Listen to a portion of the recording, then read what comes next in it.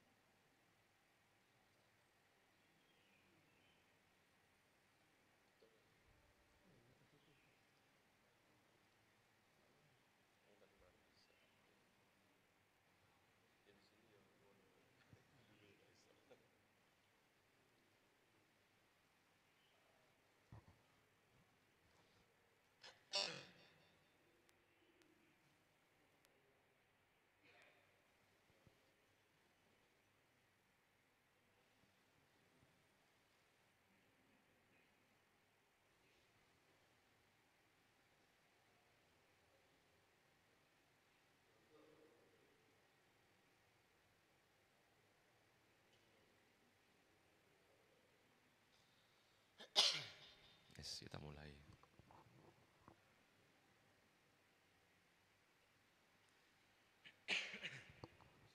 Hmm?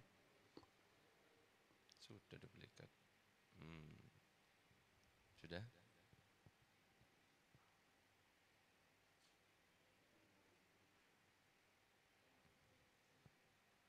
Yes, nggak apa-apa, nggak usah, nggak usah. Assalamualaikum warahmatullahi wabarakatuh. Bismillah walhamdulillah wassalatu wassalamu ala rasulillah Sayyidina Muhammad ibn Abdullah wa ala alihi wa sahbihi wa man walah la hawla wa la quwwata illa billah amma ba'du. نوينا التعلم والتعليم والتذكر والتذكير والنفع والانتفاع والإفادة والاستفادة والحث على تمسك بكتاب الله وسنة رسوله والدعاء إلى الهدى والدلالة على الخير وابتغاء وجه الله مرضاته وقربه وثوابه سبحانه وتعالى إلى حضرة النبي المصطفى محمد صلى الله عليه وسلم. الفاتحة. بسم الله الرحمن الرحيم. الحمد لله رب العالمين الرحمن الرحيم مالك يوم الدين إياك نعبد وإياك نستعين اهدنا الصراط المستقيم صراط الذين أنعمت عليهم غير المغضوب عليهم ولا الضالين آمين.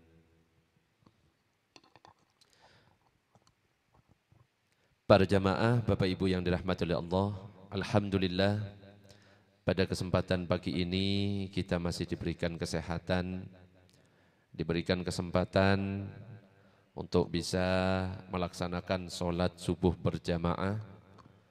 Kemudian kita lanjutkan dengan ngaji bareng. Apalagi yang kita bahas ini insya Allah nanti seputar sholat. Dan insya Allah yang akan disampaikan adalah berbagai pendapat dari para ulama.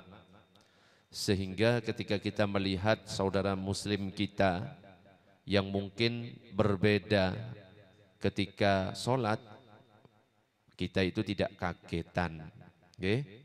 Juga tidak mudah menyalahkan, jadi juga bisa damai gitulah. Oleh karena itu akan kita bahas nanti satu persatu, mulai dari gerakan yang pertama, mulai dari niat sampai salam akan kita bahas. Tapi yang perlu kita ketahui, solat ini adalah amalan yang pertama kali akan dihisap oleh Allah. Sebagaimana dalam hadis Nabi disebutkan, inna awwala ma yuhasabu bihil abdu yaumal qiyamah min amalihi salatuhu. Nanti yang akan dihisap oleh Allah pada hari kiamat dari amal kita itu adalah solat. Fa in soluhat, kalau seandainya solat kita itu baik, faqad aflahah wa anjahah, maka sungguh kita ini beruntung dan selamat. Tetapi sebaliknya, wa in fasadat, jika solat kita rusak, faqad khaba wa khasirah, maka sungguh nanti kita itu akan menyesal dan merugi. Makanya wajib hukumnya, bukan cuma sunnah, kita belajar tentang bagaimana cara solat. Karena kita tahu as-shalawatul khamsu fardu ainin ala kulli muslimin mukallafin. Bagi setiap muslim yang mukallaf hukumnya fardu ain. Ketika kita tahu bahwa solat ini hukumnya fardu ain, maka wajib juga, fardu ain juga kita menuntut ilmu tentang solat. Jangan sampai sudah berpuluh-puluh tahun kita solat berjamaah di Masjid As-Sakinah, ternyata ditolak oleh Allah karena ilmunya kita tentang masalah solat tidak ada. Ulama mengatakan wa kullu man bighairi ilmin ya'malu a'maluhu mardudatun la tuqbalu. Setiap orang yang beramal dengan tanpa ilmu, amalannya ditolak, tidak diterima. Makanya harus kita ilmuni terlebih dahulu sebelum kita beramal. Apalagi yang namanya solat ini adalah yang membedakan antara orang Islam dan orang kafir. Makanya Sayyidina Umar bin Khattab itu mengatakan la Islam liman tarokas sholah. Gak bisa disebut sebagai muslim bagi orang yang meninggalkan sholat. Ada dua kemungkinan kalau ada orang yang gak sholat. Kalau gak murtad atau kafir, yang kedua fasik. Gak ada pilihan lain, dua pilihannya bagi orang yang tidak sholat. Oleh karena itu ya mari, mumpung sekarang ya gak ada kata terlambat untuk kita mempelajari tentang bagaimana cara sholat. Apalagi Nabi mengatakan shollu kama ra'aitumuni usolli, sholatlah kamu sebagaimana kamu melihat aku sholat. Artinya sholat ini sudah ada ketentuannya seperti yang telah dicontohkan oleh Nabi. Yang jadi masalah kita ini tidak hidup di zaman Nabi. Bagaimana kita tahu tentang cara sholatnya Nabi itu gimana? Tentunya melalui para ulama yang memang Allah di dalam Al-Quran itu sudah menyebutkan fas'alu ahlaz zikri in kuntum la ta'lamun, tanyakan kepada ulama jika kalian tidak mengetahui. Kita nggak tahu cara sholatnya Nabi karena kita nggak pernah bertemu dengan Nabi. Tapi para ulama ngerti. Karena ulama bersambung ilmunya kepada Rasulullah Sallallahu Alaihi Wasallam. Maka salah satu alasan kenapa kok ada mazhab, itu salah satunya gitu. Karena kita nggak ngerti, nggak berkumpul, nggak bertemu langsung, nggak melihat langsung bagaimana cara Nabi sholat. Oleh karena itu kita bersumber kepada para ulama yang memang dia keahliannya di bidang itu. Jadi jangan sampai kita dibentur-benturkan. Kamu pilih Nabi atau ikut Syafi'i. Nggak bisa. Kalau kita atau ada orang yang mengatakan saya bermadhab Syafi'i, secara tidak langsung saya ikut Al-Quran dan hadis berdasarkan pemahaman Imam Syafi'i. Jadi jangan dibenturkan ikut Imam Syafi'i apa ikut Nabi, nggak bisa seperti itu. Dan juga nggak bisa juga kalau mengatakan saya langsung kepada Nabi, nggak bisa. Ibaratnya kita kalau minum langsung dari galon, nggak bisa, harus ada perantara gelas supaya nyampe ke mulut kita. Makanya nanti akan dibahas satu persatu nanti tentang tata caranya seperti apa, ya, tentang cara takbir yang benar seperti apa dan lain sebagainya. Dan yang perlu kita ketahui sebelum kita masuk ke bagaimana tata cara sholat itu tentang definisi sholat. As-sholatu lughatan ad-du'a. Jadi secara bahasa sholat ini artinya doa. Tetapi secara syariat istilah ilmu fikih yang dimaksud dengan sholat itu adalah aqwalun, ucapan-ucapan, wa af'alun, perbuatan-perbuatan, makhsusatun, tertentu, khusus, muftatahatun bitakbir, yang diawali dimulai dengan takbir, muhtatamatun bitaslim, dan diakhiri dengan salam. Jadi di sini disebutkan definisi tentang sholat itu ada ucapan, ada perbuatan. Makanya nanti akan kita kenalkan dengan yang namanya rukun. Rukun ini ada 3. Yang pertama rukun qalbi yang memang harus dilakukan oleh hati seperti contohnya niat. Ada rukun qauli yang harus kita ucapkan, kalau tidak diucapkan tidak sah, contohnya membaca Al-Fatihah. Masih banyak di antara kita itu membaca Fatihah cuma di dalam hati, tidak sah. Karena Al-Fatihah itu harus dibaca. Dikatakan membaca kalau terdengar minimal oleh telinga sendiri. Ada lagi rukun fi'li, rukun perbuatan seperti gerakan ruku, gerakan sujud dan lain sebagainya. Allahumma shalli ala Sayyidina Muhammad. Saya lihat tegang semuanya ya. Ya. Saya jadinya takut ya. Agak dredeg jadinya. Soalnya sudah hampir berapa abad kita nggak ketemu ya, lama ya. Yang penting saya doakan mudah-mudahan yang hadir di majelis ini mudah-mudahan keluarganya sakinah mawaddah warahmah. Saya tanya dulu ya biar gak ngantuk. Tanya ibu-ibu dulu. Bu, ibu, kira-kira suami itu lebih perhatian kepada ibu atau kepada anak? Halo? Bu, dijawab. Suami lebih perhatian kepada ibu atau anak? Gak perhatian sama sekali. Masya Allah, tega sekali. Saya tak tanya bapak-bapaknya. Pak, bapak-bapak lebih perhatian kepada anak apa istri? Istri, palsu. Palsu, pasti istrinya hadir ini, nggak berani. Ya nggak apa-apa. Ya, salah satu ciri suami-suami takut istri ya jawabannya itu istri, padahal aslinya gak perhatian belas. Tapi biasanya orang yang suami yang takut istri itu kan sudah tersiksa selama di dunia ya. Jadi nanti di akhirat itu sudah lebih ringan nanti siksanya ya, insya Allah ya. Jadi ada keberkahannya juga. Tapi kalau kita lihat secara akal, memang ternyata suami itu lebih perhatian kepada anak. Buktinya apa? Kalau kita lihat anak celananya melorot, nggak bener, pasti diperbaiki, betul? Dibenerin. Lah kita suami-suami ini lihat istri wis celananya wis bener, malah dipelorotin. Wah, itu repot. Wis fokus. Allahumma shalli ala Sayyidina Muhammad. Nah, sekarang kita akan masuk pembahasan satu persatu. Yang pertama yang akan kita bahas adalah tentang masalah niat. Ini meskipun nggak muncul, wis sudah biasa ya. Dari dulu ya, mesti nggak terdetek ini. Kayaknya harus ganti laptop ini. Ganti laptop atau ganti LCD ya. Ini belum tahu yang mana ini. Nah sekarang yang akan kita bahas pertama kali, jadi ini tidak bisa langsung selesai. Karena setiap gerakan, setiap ucapan yang akan kita bahas nanti akan disampaikan dalil-dalilnya, akan disampaikan rujukan dari kitab ulamanya, akan kita diskusikan bersama, jadi butuh beberapa pertemuan. Ya, sekarang kalau kita berbicara tentang niat, kalau niat pasti semuanya paham tentang hadisnya. Coba bersama-sama, innamal a'malu bin niyat wa innamal likulli imri'in ma nawa. Setiap amalan itu tergantung pada niatnya dan setiap orang akan mendapatkan sesuai dengan apa yang diniatkan. Jadi yang membedakan antara ibadah dan kebiasaan itu niat.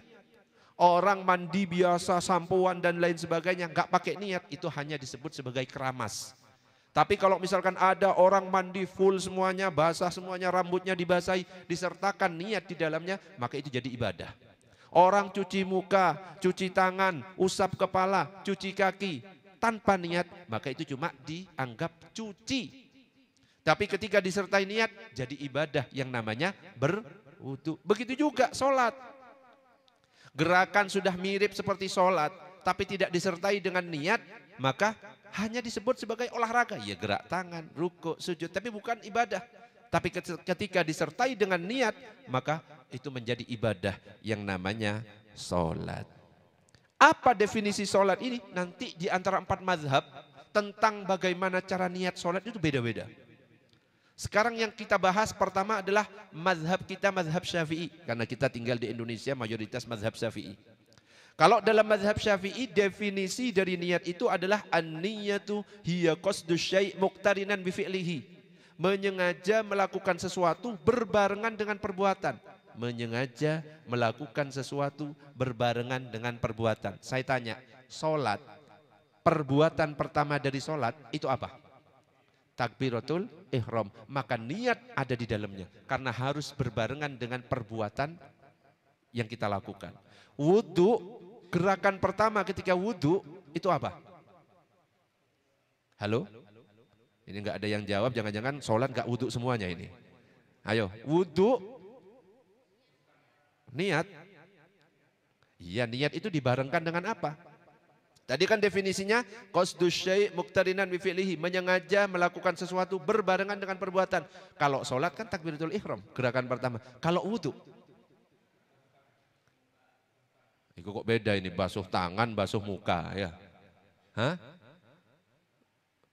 Coba kita lihat ayatnya. Idza kumtum ilas sholati faghsilu wujuhakum wa aydiyakum ilal marafiqi wamsahu biru'usikum wa arjulakum ilal ka'bain. Apabila kalian hendak mendirikan salat, faghsilu wujuhakum, basuh wajah kalian. Itu yang masuk rukun fardu.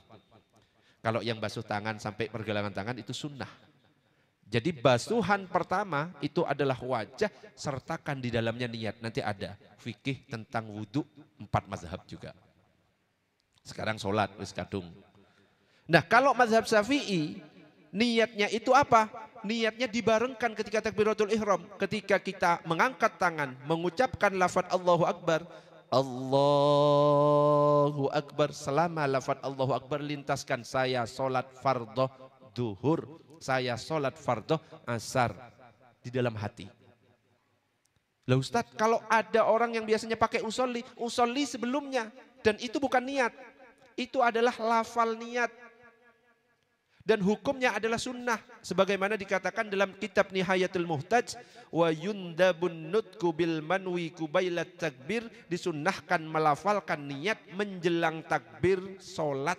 Tujuannya apa? Liyusa'idal lisan al-qalbah, membantu lisan supaya husuk, nyambung dengan hati.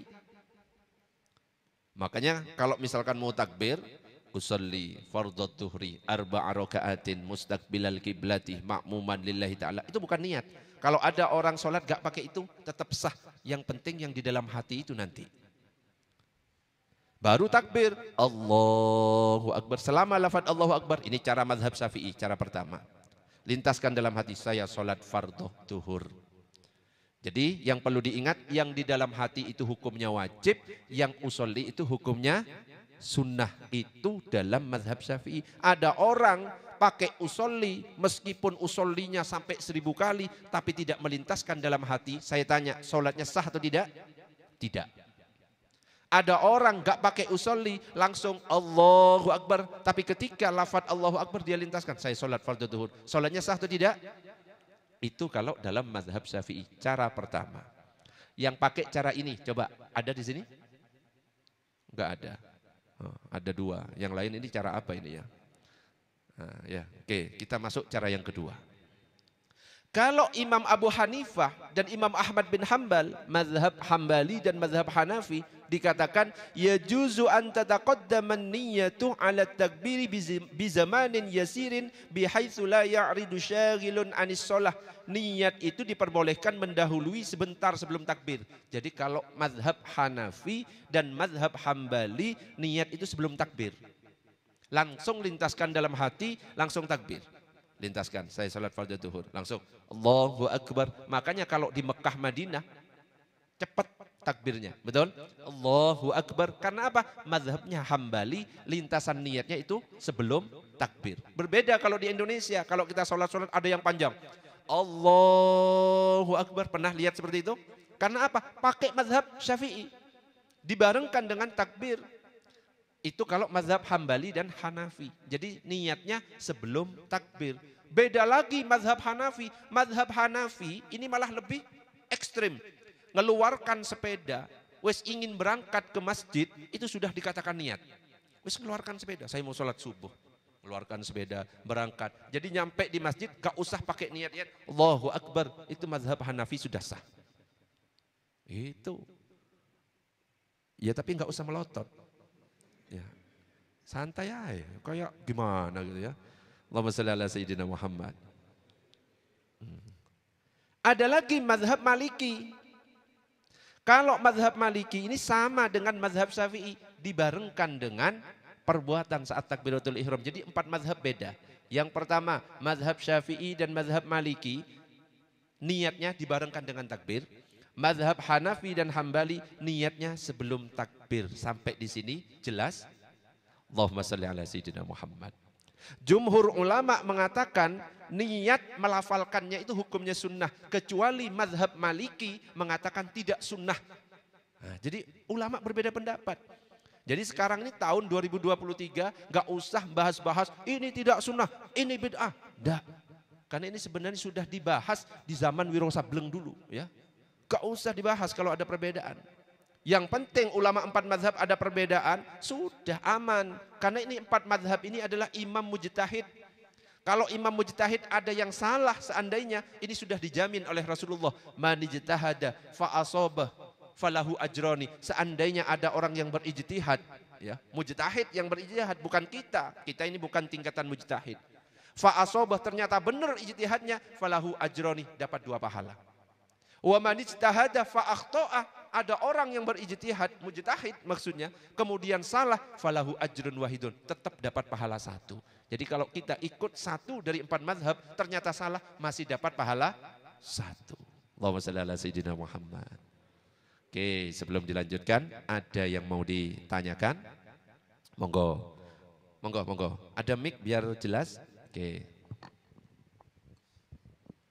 Assalamualaikum warahmatullahi wabarakatuh. Waalaikumsalam warahmatullahi Tadi kan Pak Ustadz bilang kan tentang mazhab Syafi'i kan dibarengkan ya. Barengkan. Nah itu saya bingung gimana caranya. Soalnya kan lihat sama Allah Akbar itu kan agak susah gitu kan. Barengnya ya susah ya. Kadang-kadang gimana? Pas Allah Ya, ya apa cara gitu ya. Kadang-kadang memang ada yang seperti itu. Ustadz kan harus membarengkan niat sama takbiratul ihram gitu nggih Bapak nggih. Ini kan susah. Nah, ini hanya profesional ini yang bisa ya. Ya enggak, gak usah panjang-panjang. Kenapa kok kadang-kadang ada yang panjang? Allahu Akbar, itu lengkap bacanya itu. Saya sholat fardhu duhur 4 rakaat menghadap kiblat makmum karena Allah Ta'ala. Sebenarnya nggak usah lengkap-lengkap seperti itu bisa. Saya sholat fardhu duhur makmum, sudah selesai. Itu bacaan setelah Allahu Akbar atau pada saat Ketika kita dalamnya? ngomong, mengucapkan sebelum mengangkat jangan. Allah langsung. Saya sholat, coba. Bisa enggak kira-kira bersama-sama nggih? Lintaskan itu enggak usah dibacakan dalam hati, lintaskan. Saya sholat fardhu zuhur sekarang, gitu toh. Coba bersama-sama ya, saya bukan menggurui tapi belajar bersama. Monggo bersama-sama, 1, 2, 3. Allah, ya namanya Allahu Akbar, angkat tangan mas bro, ya. Kipi ya sih. Yuk, ulangi. Allah, lintaskan. Bisa enggak lintaskan? Yang bisa alhamdulillah, yang enggak bisa latihan. Sudah bisa belum? Bisa dikit ya? Gak apa-apa. Seandainya nggak bisa kan ada pendapat yang pertama tadi ya. Tapi mazhab Hambali. Kalau mazhab Hambali itu sebelum takbir.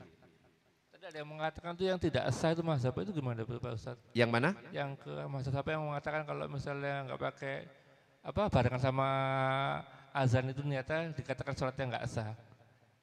Apanya? Yang berbarengan dengan azan? Niatnya itu tadi. Kan dikatakan dari Pak Ustadz mazhab yang keempat tadi yang salah. Niatnya berbarengan dengan azan? Iya. Itu kalau misalnya nggak mengucapkan itu sholatnya dia nggak sah aja. Niat berbarengan dengan azan. Saat azan kan kita belum dianjurkan sholat. Betul? Azan maka kita sunnahnya itu mendengarkan. Ya jangan niat dulu. Jadi apa? Di antara 4 mazhab, ya saya sebutkan satu-satu sesuai dengan dalil-dalil yang disebutkan. Bahwa gak ada hubungannya azan sama niat sholat. Gak ada hubungannya antara azan dan niat sholat. Karena sholat itu dilakukan ketika masuk waktu. Saya tanya dulu sebentar. Kalau seandainya azan lagi berkumandang, saya sholat, boleh enggak? Boleh apa tidak? Boleh. Cuma hukumnya makruh. Kenapa? Kita meninggalkan kesunahan yaitu menjawab azan. Jadi sholat itu bisa kita lakukan ketika masuk waktu. Lah kalau misalkan di Madura, asar itu aslinya jam 3, tapi azannya jam 4. Ya, karena masih nyangkul azan asar di Madura itu jam 4. Nunggu orang nyangkul selesai. Padahal azannya sebenarnya jam 3. Jadi kalau seandainya saya sholat jam setengah 4 itu sudah gak apa-apa. Hah? Jadi kalau menurut saya, bukan menurut saya, pertanyaannya Bapak ini, kalau dibarengkan dengan azan, gak ada, saya gak pernah mendengar yang mengatakan di antara 4 mazhab, niat dibarengkan dengan azan tidak sah, tidak pernah mendengar. Ya, jadi harus ada rujukan, ini pendapat ini Ustaz, ada dalam hadis ini, saya cek langsung. Nah, kalau itu saya tidak pernah mendengar, jadi tetap sah. Yang penting pilihannya dibarengkan dengan takbiratul ihram, ya, dibarengkan dengan takbiratul ihram, atau cara yang kedua niat terlebih dahulu baru takbir. Tapi yang perlu diingat, kalau mazhab Syafi'i memang hukumnya wajib dibarengkan. Ustadz, saya bermazhab Syafi'i, tapi saya niatnya karena susah membarengkan, akhirnya saya pakai pendapat yang tadi. Niat dulu baru takbir, tidak sah. Nah itu yang mungkin ya. Nah, mungkin gitu. Karena mazhab Syafi'i beda memang. Kalau kita ikut mazhab Syafi'i, full satu paket. Ini aturan dalam bermazhab. Full satu paket mazhab Syafi'i sholatnya. Gak boleh dicampur aduk. Kenapa? Kalau dicampur aduk itu istilahnya talfik. Talfik itu kata para ulama hukumnya haram. Nah ya. Jadi kalau memang saya mazhab Syafi'i, jadi ya wes ikuti mazhab Syafi'i. Gak usah dicampur aduk. Full mazhab Syafi'i. Wudhu mazhab Syafi'i, ikuti cara wudhu mazhab Syafi'i. Karena kalau misalkan kita campur aduk, wudhunya mazhab Syafi'i itu gampang. Gak perlu digosok, gak perlu. Mengusap kepala, cuma 3 helai rambut sah. Tapi wudhunya, batalnya itu agak susah. Jadi wudhunya ringan, batal wudhunya susah. Nyentuh istri, batal atau tidak? Batal. Itu istri sendiri, apalagi istri tetangga. Coba bayangkan. Itu mazhab Syafi'i. Mazhab Maliki lebih mudah. Batal wudhunya lebih mudah, tapi cara wudhunya susah. Cara wudhunya gimana? Harus digosok. Basuh wajah, gosok. Tangan, digosok. Terus kaki, harus digosok. Adalku istilahnya. Terus ketika mengusap kepala, wajib semuanya. Itu mazhab Maliki, tapi batal wudhunya ringan. Bersentuhan kalau nggak sengaja, tidak batal. Makanya ketika kita di Mekah mungkin tawaf, ya kalau pakai mazhab Syafi'i repot, kesentuh, sengaja nggak sengaja batal wudhu, nyari tempat wudhu 1 kilometer. Makanya kalau di sana itu kita pakai mazhab Maliki, wudhunya mazhab Maliki, ya wes bersentuhan, kalau tidak sengaja tetap wudhunya tidak batal, ya gitu. Allahumma shalli ala sayyidina Muhammad. Ada pertanyaan? Monggo, nggak apa-apa, sedikit-sedikit, tapi yang penting jelas. Masih ada? Monggo. Tentang niat, masih niat. Lanjut? Oh, monggo, silahkan. Mik, biar jelas. Bismillahirrahmanirrahim. Agak sedikit tidak mengena dengan materi ya. Nah, terkait air 2 kulah itu sepengetahuan saya itu dari beberapa kajian itu kalau ukuran volumenya itu 270 liter. Kurang lebih seperti itu. Ada juga yang menyatakan 216 liter. Yang jadi pertanyaan saya, itu air yang 2 kulah itu yang bisa suci dan mensucikan. Jadi kalau dipakai wudhu, pakai adus itu bisa sah. Nah, saya sering mendapati di beberapa masjid sebelum masuk area wudhu ada kolam atau kulah bak yang ukurannya menurut saya itu kurang dari 2 kulah atau 270 liter gitu. Tapi airnya ngalir. Nah, itu gimana hukumnya? Apa bisa mensucikan atau tidak kan gitu? Ya. Terima kasih. Oke, pertanyaan masuk ke air. Soalnya nggak bisa ditampilkan. Tentang air 2 kulah. Berapa ukuran air 2 kulah itu? Para ulama itu berbeda. Misalkan Imam Nawawi mengatakan 174,58 liter. Imam Nawawi. Imam Rafi'i mengatakan 176,245 liter. Ulama Irak mengatakan 255,325 liter.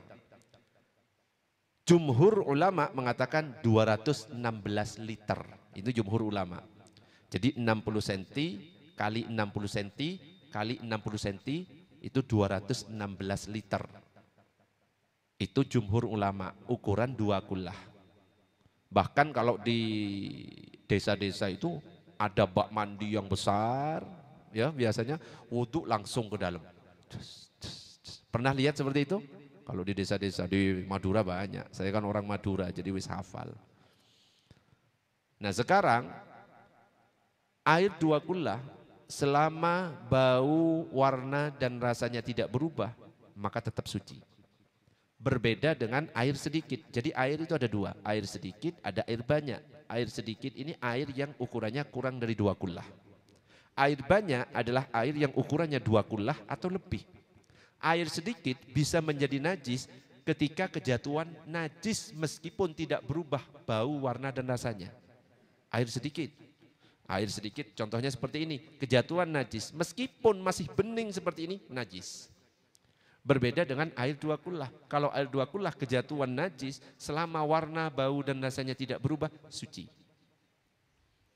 Makanya kalau misalkan ada bak mandi besar, orang tiba-tiba wudhu seperti ini karena airnya lebih dari 2 kullah, tetap suci. Meskipun ya jorok, ya kan? Kena bekasnya orang. Lah itu kan air mustakmal, Ustaz masuk ke dalam. Air mustakmal kalau berkumpul menjadi satu lebih dari 2 kullah itu berubah menjadi air suci. Bahkan air, misalkan ada air segelas seperti ini ada 500 gelas. Kemudian setiap gelas saya kasih najis, 1 tetes kencing. Tes. Najis otomatis kan? Najis, najis, najis. Kemudian saya satukan jadi 1. Airnya ternyata terkumpul lebih dari 2 kullah, ternyata warna najisnya nggak kelihatan. Bersih, maka itu berubah menjadi air suci. Itu ada kajiannya dalam kitab Fathul Mu'in. Ya. Makanya itu salah satu ibaratnya ketika kita sholat berjamaah. Ya. Keono sing sah, ya, karena berkah sholat berjamaah tetap diterima oleh Allah Subhanahu wa taala. Ya, itu gambarannya. Nah, sekarang ada air kayak kolam di bawah. Betul? Ada air mengalir. Sebenarnya idealnya itu tidak menggenang. Sebenarnya idealnya tidak menggenang. Khawatirnya pas menggenang airnya pas kurang dari 2 kullah. Kalau airnya menggenang, airnya kurang dari 2 kullah, ada orang masuk kakinya najis, suci apa najis? Najis. Idealnya mengalir saja. Jadi orang lewat kena aliran air, gak usah digenangkan. Kalau seandainya mau digenangkan, pastikan harus 2 kullah atau lebih. Karena aturannya tadi, kalau 2 kullah atau lebih selama bau, warna dan rasanya tidak berubah, maka statusnya tetap suci. Ustadz kotor banyak tanahnya, kotor belum tentu najis. Bahkan bersih belum tentu suci. Bisa jadi lantai yang kayaknya bersih mengkilat itu najis semuanya. Kenapa? Cara ngepelnya salah. Makanya nanti akan dibahas juga fikih tentang air, fikih tentang bersuci, fikih tentang najis. Itu juga akan ada bahasannya ya. Itu mungkin sedikit singgungan tentang masalah air. Ada pertanyaan yang lain, monggo. Nah ini baru niat pembahasannya sudah 30 menit bah ya apa bah? Ini belum takbiratul ihram, monggo, monggo. Enggak apa-apa.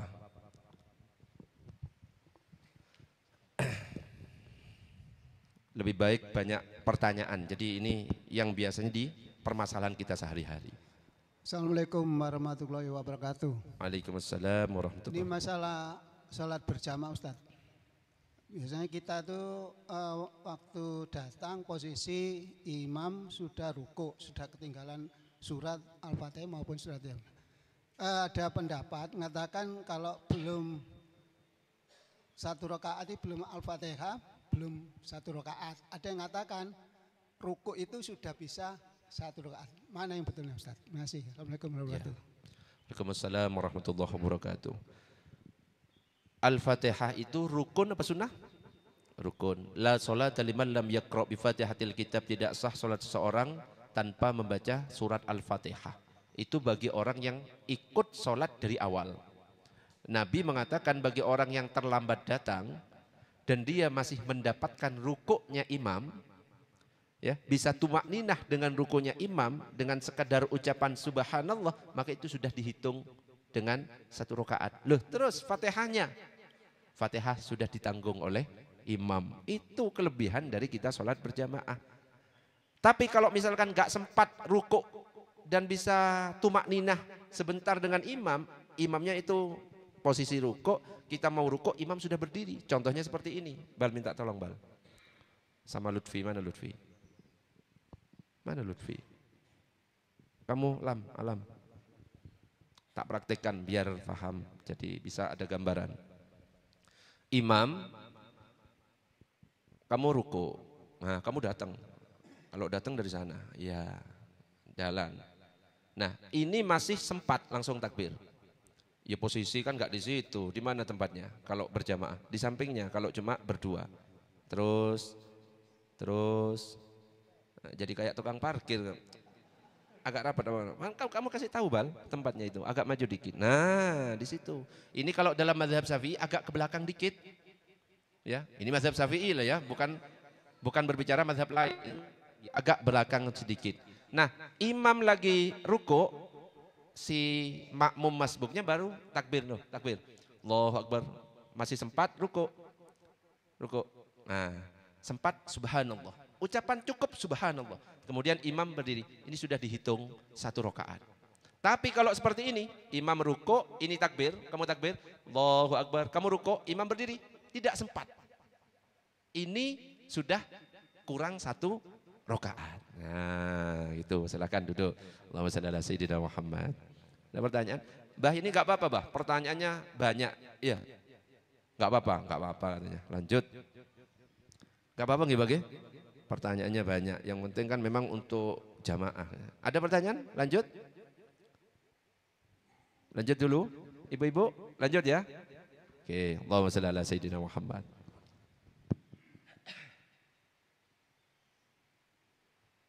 Nah, sedikit tentang niat. Jadi untuk yang berpendapat bahwa tidak dianjurkan melafalkan niat karena alasannya tidak pernah dilakukan oleh Nabi. Nabi gak pernah melafalkan niat sholat. Jadi akhirnya mereka itu berpendapat ya sudah saya gak pakai lafal niat. Bagi mereka yang berpendapat tetap dianjurkan itu karena pakai kias. Jadi sumber hukum Islam ada 4, Al-Quran, hadis, apa lagi? Ijma, kias, pakai sumber hukum yang keempat. Dikiaskan karena Nabi itu pernah ketika ibadah haji melafalkan niat labbaika umratan wa hajjan, dan itu dilafalkan. Karena ibadah haji niatnya dilafalkan, sholat ini juga ibadah, maka saya lafalkan. Ya. Jadi itu pakai sumber hukum yang namanya kias. Nomor 1. Yang kedua, bentar, saya tutup dulu. Yang kedua adalah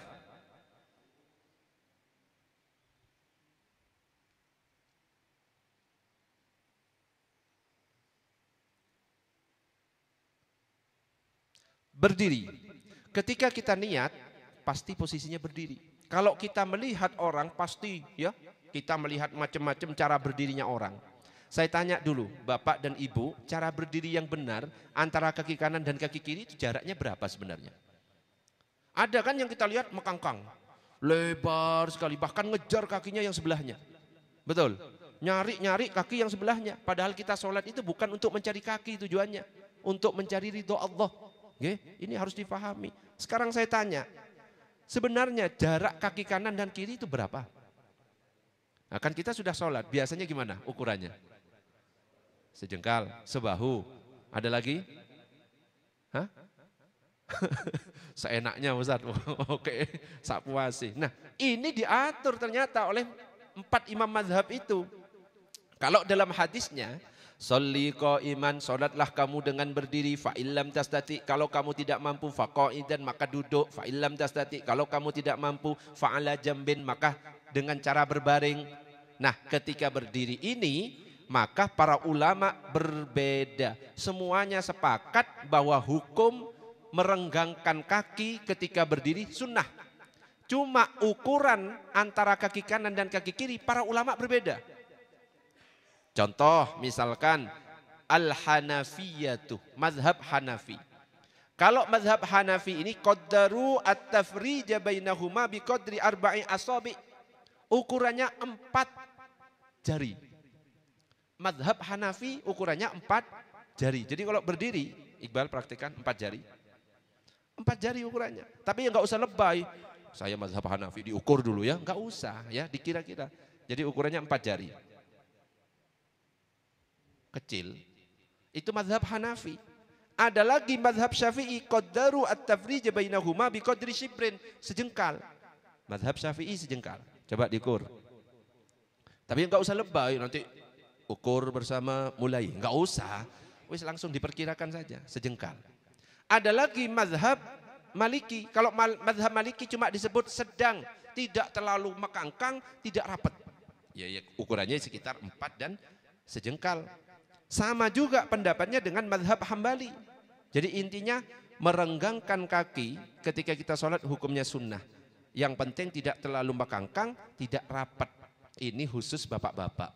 Berbeda dengan ibu-ibu. Kalau ibu-ibu tidak mekangkang, Bu. Tapi rapat.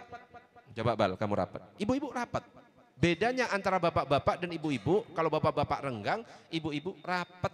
Dan ini ada hikmahnya. Ustadz kok gak kebalik aja, bapak-bapak rapat, ibu-ibu renggang. Enggak. Kalau bapak-bapak rapat nanti ada yang kejepit. Ya bayangkan sendiri apa yang kejepit ya. Jadi wes ada hikmahnya. Ya Islam itu wes sesuai ya dengan fitrah kita semuanya. Itu tentang cara berdiri. Nah, ini ada gambarnya sebenarnya, cuma karena gak di tag ini jadinya ya tidak bisa ditampilkan cara berdiri.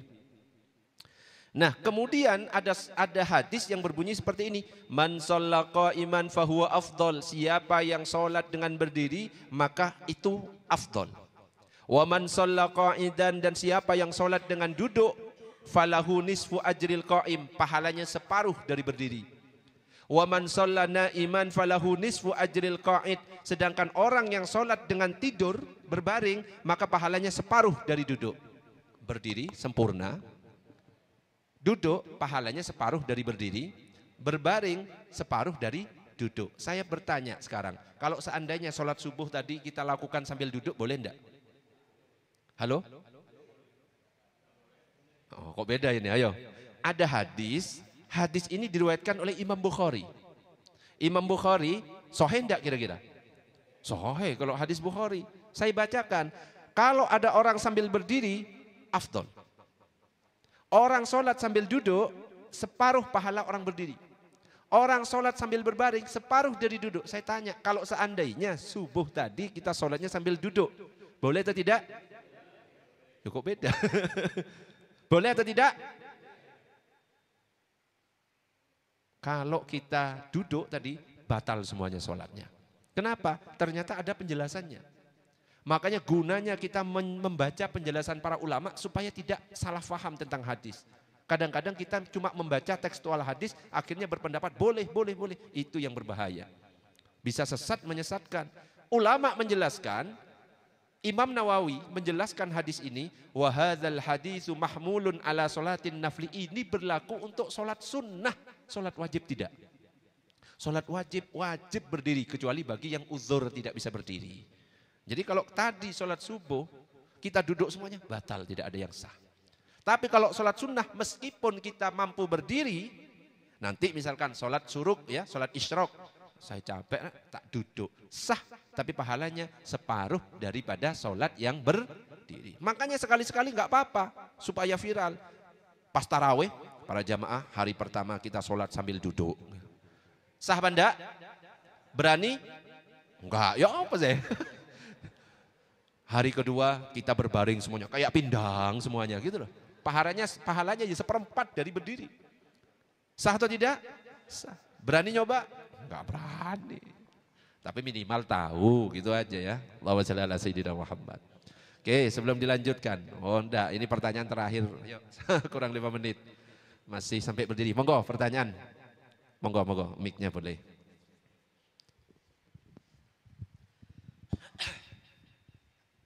Jadi masalah sholat duduk Ustaz. Sholat Tapi duduk. orang ini biasanya bisa sholat berdiri. Tapi kalau sholat dia duduk, gimana ini Ustaz? Terus yang kedua, kalau yang kebetulan sakit berbaring di rumah sakit, katanya itu pahalanya separuh Ustaz. Kalau memang dia tidak bisa, memang sengaja harus berbaring sholat gimana? Masih Ustaz. Ada orang yang sebenarnya mampu berdiri, tapi dia duduk. Apakah boleh? Dilihat dulu sholatnya. Kalau sholat wajib tidak sah. Karena syaratnya harus berdiri. Bagi yang mampu, dia mampu sengaja duduk tidak sah. Kalau sholat sunnah sah, tapi pahalanya separuh. Ustadz, ini ada orang sholat duduk karena tidak mampu. Memang dia sakit kakinya. Gimana? Sholatnya tetap dapat pahala sempurna. Bukan separuh dari berdiri. Ya, ada lanjutannya sebenarnya penjelasannya. Wa hadzal haditsu mahmulun ala salatin nafli qa'idan ma'al qudrati. Ini berlaku yang sholat duduk separuh itu pahalanya berlaku untuk sholat sunnah dengan dia punya kemampuan untuk berdiri sebenarnya tapi sengaja duduk. Fahadza lahu nisfu thawabil qa'im, maka pahalanya dapat separuh dari orang yang berdiri. Wa amma idza shallan naflah, kalau seandainya ada orang yang sholat sunnah qa'idan dengan cara duduk li ajzihi, karena dia lemah, gak bisa berdiri, dia sakit. Nah, anil qiyam, dari berdiri juga susah, fala yanqusu thawabuhu bal yakunu kathawabi qa'iman, maka tidak berkurang pahalanya, pahalanya sama seperti pahalanya orang yang sholat berdiri. Jadi yang di rumah sakit karena dia nggak mampu berbaring, sholat berbaring bukan dapat seperempat dari berdiri, tetap dapat sempurna. Itu. Oke, ada pertanyaan? Monggo, monggo, pakai mic lagi. Monggo, bisa digeser, dibantu geser.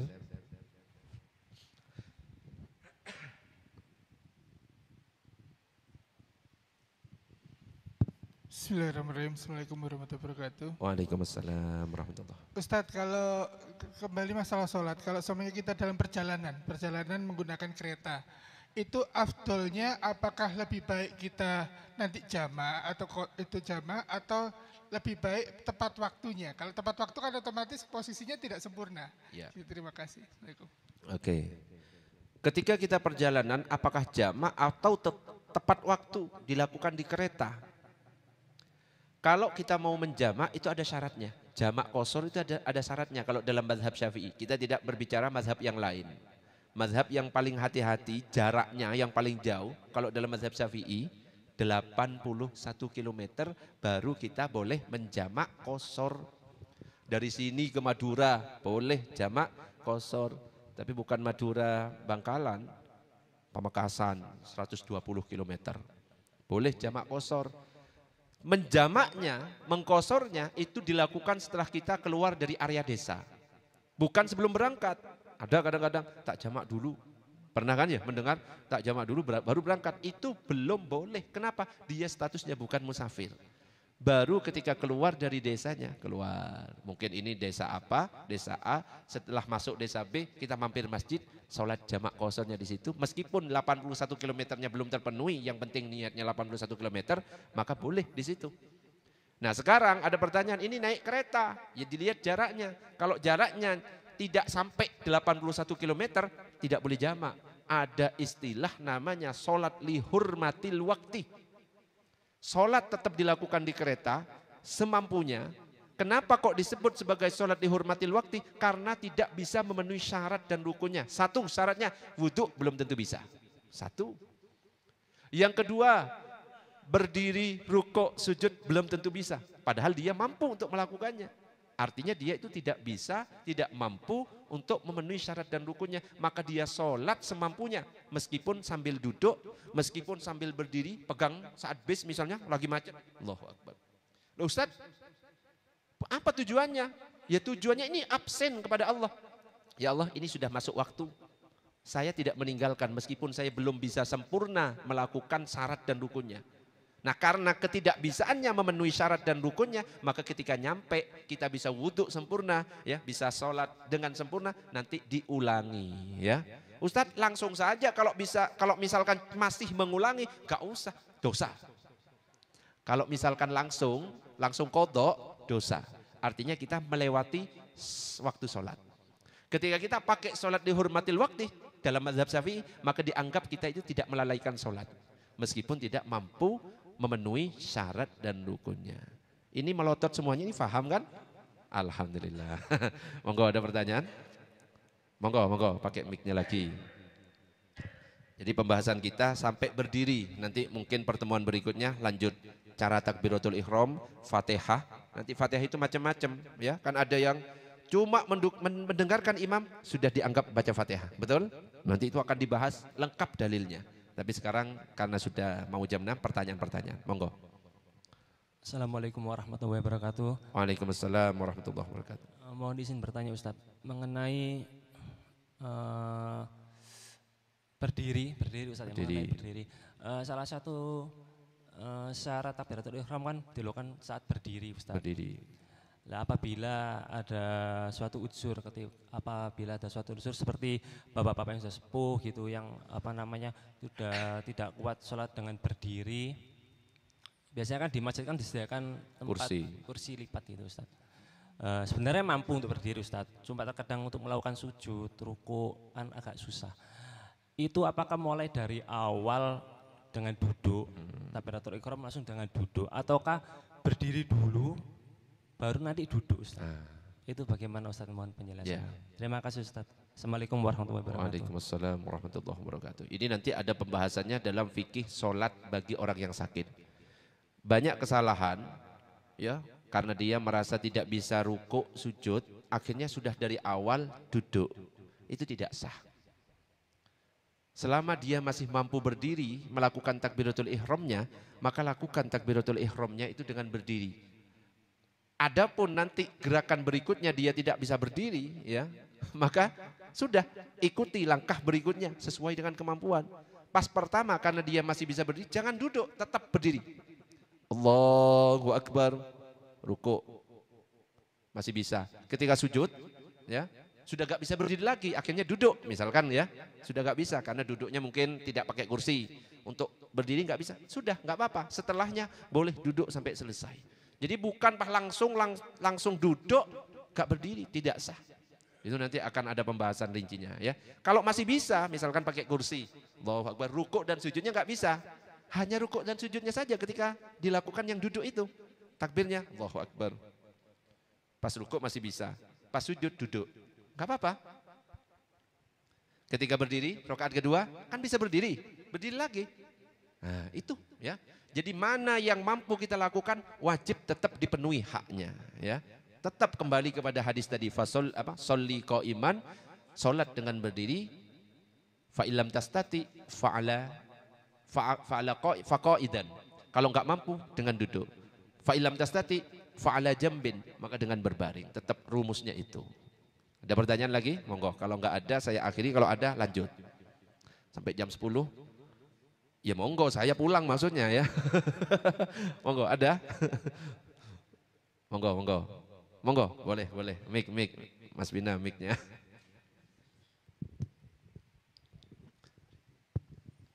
Kamunten. Ya tadi agak sedikit meleset juga dari materi. Ya. Saya penasaran terkait dengan mujtahid yang 4 ini. Apa? Itu mujtahid. Mujtahid. 4 mazhab ya. Iya, 4 mazhab yang yang 4 ini apa bagaimana itu sampai terbentuk 4 mazhab itu? Mazhab. Ya. Terus mekanismenya itu seperti apa? Terus syarat-syarat menjadi mujtahid itu apa saja sehingga di era sekarang itu katanya tidak ada yang apakah bisa. ada yang bisa jadi mujtahid sekarang ya? Ya, Buka lowongan gitu ya. Nggih. Lowongan mujtahid. Begitu Ustaz. Pertanyaannya terima kasih ya. Iya.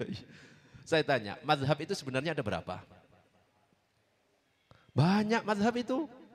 Mazhab itu banyak. Cuma yang tertulis, terdokumentasikan oleh para santri-santrinya itu cuma 4. Dan nyampe kepada kita, kitab-kitabnya cuma 4. Mazhab itu ada Hasan Al-Basri, Imam Thawri, apa lagi? Mazhab Soekarno, gak masuk itu ya. Oh, itu gak masuk. Ya, jadi mazhab itu banyak, bukan cuma 4. Cuma yang terdokumentasikan dalam sebuah kitab itu cuma 4. Dan sampai kepada kita cuma 4, yaitu mazhab Hanafi yang paling tua, mazhab Maliki di bawahnya, mazhab Syafi'i. Mazhab Syafi'i ini lahir ketika mazhab Hanafi meninggal. Mazhab Syafi'i muridnya Imam Malik. Kemudian mazhab Hambali muridnya Imam Syafi'i. Loh kok bisa beda pendapat padahal hadisnya sama, ya kan? Hadis yang didapatkan sama, cuma beda kadang-kadang pendapatnya. Masalah niat saja beda. Masalah Al-Fatihah saja beda. Betul? Kalau mazhab Syafi'i, bismillahnya dikeraskan. Bismillahirrahmanirrahim. Mazhab Hambali, enggak, sir. Bismillahirrahmanirrahim. Alhamdulillahi Rabbil Alamin. Maliki, gak baca malah. Alhamdulillahi Rabbil Alamin. Loh kok iso?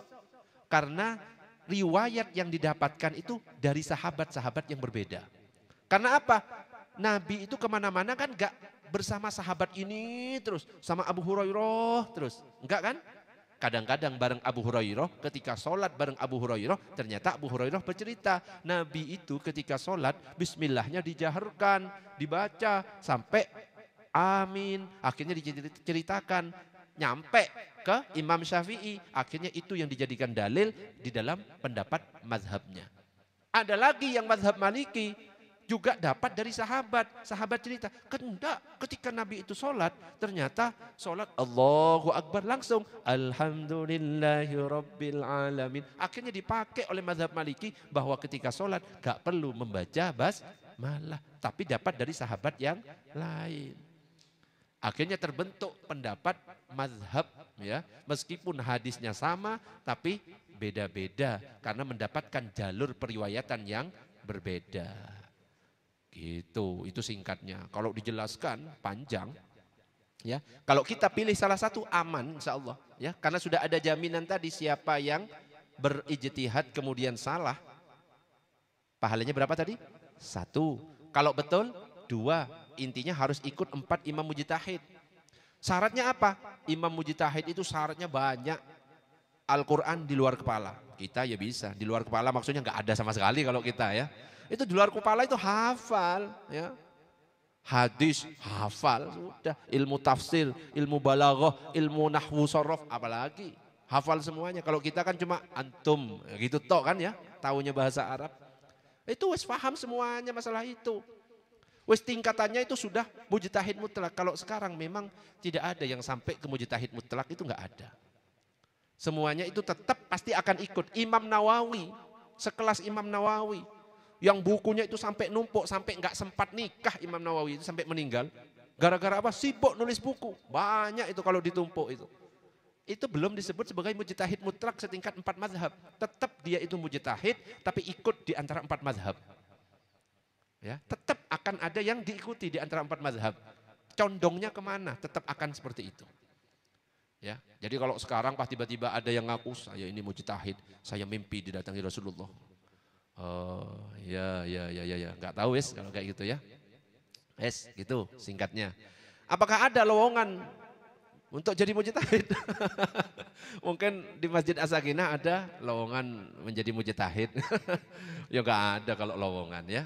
Jadi kalau sampai sekarang ini masih belum ada yang setingkat. Apalagi kan Nabi mengatakan zaman yang paling baik itu zamanku. Terus setelahnya, ya kan? Zamannya Nabi, zamannya sahabat, terus apa? Tabi'in, tabi'ut tabi'in. Sekarang ya tentu di bawahnya semua. Ya, tingkatannya di bawah, di atasnya. Imam Malik, 4 mazhab itu sudah sekitar tabi'in dan tabi'ut tabi'in.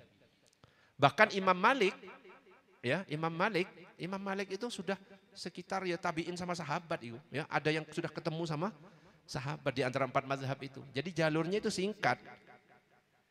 Imam Bukhari, ahli hadis, enggak buat mazhab sendiri, saya buat mazhab Bukhari. Enggak, tetap bermazhab Syafi'i. Itu Imam Bukhari yang sudah ahli hadis, tapi fair Imam Bukhari itu.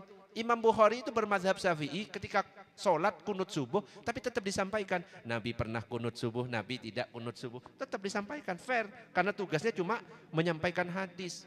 Berbeda dengan sekarang ya, karena pendapatnya enggak kunut atau karena pendapatnya kunut yang disampaikan yang sesuai. Nah, itu enggak fair namanya.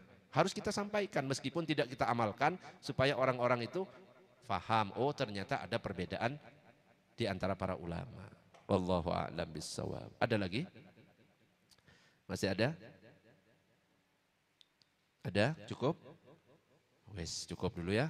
Ini sudah mulai mengering soalnya ya. Kita tutup dengan doa kafaratul majlis. Subhanakallahumma wa bihamdika asyhadu an la ilaha illa anta astaghfiruka wa atubu ilaik. Demikian. Assalamualaikum warahmatullahi wabarakatuh.